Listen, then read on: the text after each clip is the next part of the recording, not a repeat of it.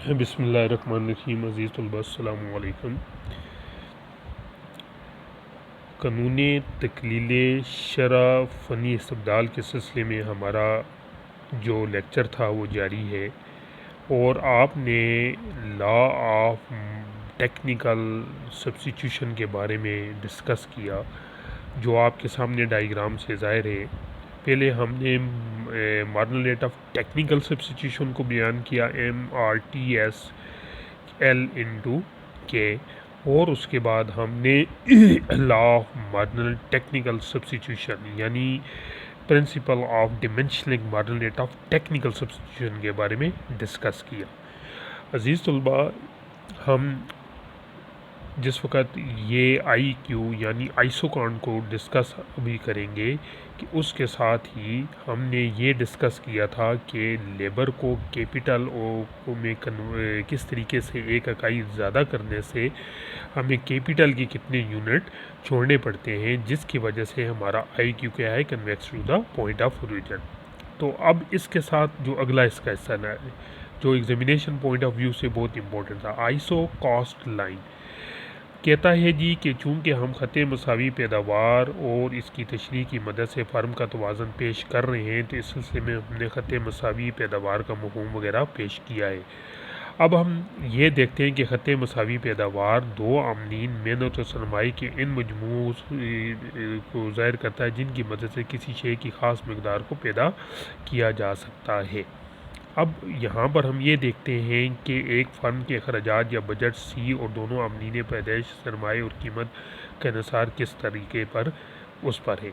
تو اس کی وضاحت یہ ہے کہ آئسو کاسٹ لائن ایک ایسی لائن ہے، سمپل سی ڈیفینیشن، کہ جس میں ایک فرم کے پاس وہ وسائل ہوں جس میں وہ لیبر اور کیپٹل کے وہ یونٹ استعمال کرے کہ وہ اس کی بجٹ لائن کو پورا کر سکے۔ جس طرح کنزیومر بیہیویئر میں ہم نے بجٹ لائن بیان کی تھی، تو یہاں پر کون سی لائن ہوگی؟ آئسو کاسٹ لائن، اور اس کی جو ایکویشن بنے گی L/PL + K/PK = C۔ اب یہاں پر کل اخراجات کتنے ہیں؟ 1000 ہیں، پرائس آف لیبر کتنی ہے؟ 200 ہے، اور پرائس آف کیپٹل کتنا ہے؟ 100 ہے۔ عزیز طلباء، اب ہم یہاں پر یہ دیکھتے ہیں کہ آپ کے پاس پیئر اے سے لے کر ایف تک ہیں، یعنی کتنے پیئر ہیں؟ 6 پیئر ہیں۔ لیبر کا یونٹ جس وقت 0 تھا تو کیپٹل کے 10 تھے، 1 2 3 4 5 تک گئے، تو 2 کے ڈفرنس سے ہم دیکھتے ہیں کہ کیپٹل کے یونٹ بڑھ رہے۔ With the help of this table we can construct the line of iso cost in figure number 6۔ X axis پر آپ کے لیبر اور وائی ایکسس پر آپ کے کیا ہے؟ کیپٹل ہے۔ اب یہاں پر ہم دیکھتے ہیں کہ گوشوارے کے مطابق اے پوائنٹ حاصل ہوتا ہے 0 10، بی پوائنٹ حاصل ہوتا ہے 1 اور 8، سی پوائنٹ 2 پوائنٹ حاصل ہوتا ہے سی، 3 ہوتا ہے ڈی، اور اسی طریقے سے 4 ای اور پھر ایف۔ تو یہاں پر اب یہ دیکھتے ہیں کہ اس کی مدد سے آپ نے آئسو کاسٹ لائن بنا لی۔ اب ایک اور important question, optimum factor combination یا فرم کا توازن یا عاملین پیدائش کا معیاری اشتراک کہاں پر ہوتا ہے؟ سمپل سی ڈیفینیشن ہے کہ جہاں پر آئسو کاسٹ لائن پر آئی کیو یعنی آئسو کانٹ ٹینجنٹ کرے تو وہاں پر فرم کیا ہوتی ہے؟ توازن کی حالت میں ہوتی ہے۔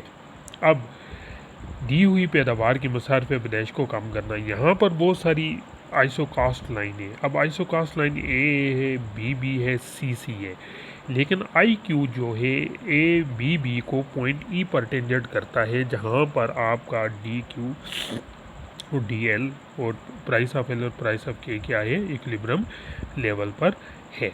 تو اس سچویشن میں ہم یہ دیکھتے ہیں کہ فرم کا توازن وہاں پر ہوتا ہے جہاں پر وہ اے بی کو ٹینجنٹ کر رہا ہے، نہ فرم کا توازن نیچے ہے، نہ سی پر ہے، بلکہ بی پر ہے جہاں پر آئسو کانٹ اس کو ٹینجنٹ کر رہی ہے۔ دوئے مصارف کی مدد سے کاسٹ کیا کرنا ہے؟ پیداوار کو زیادہ سے زیادہ کرنا ہے۔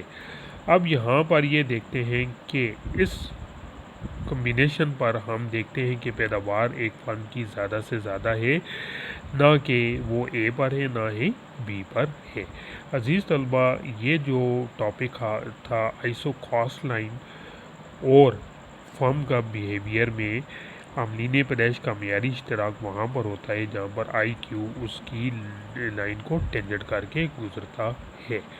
تو یہ کوشچن آپ ایگزامینیشن پوائنٹ آف ویو سے بہت ہی امپورٹنٹ ہے۔ میں امید کرتا ہوں کہ آپ اپنی ریویژن اور سیلف اسائنمنٹ کے سلسلے میں یہ سلسلہ جاری رکھیں گے تاکہ آپ یہ زیادہ سے زیادہ اس کو استفادہ کر سکیں۔ تو نیکسٹ لیکچر تک اللہ آپ کا حامی و ناصر ہو۔ اللہ حافظ۔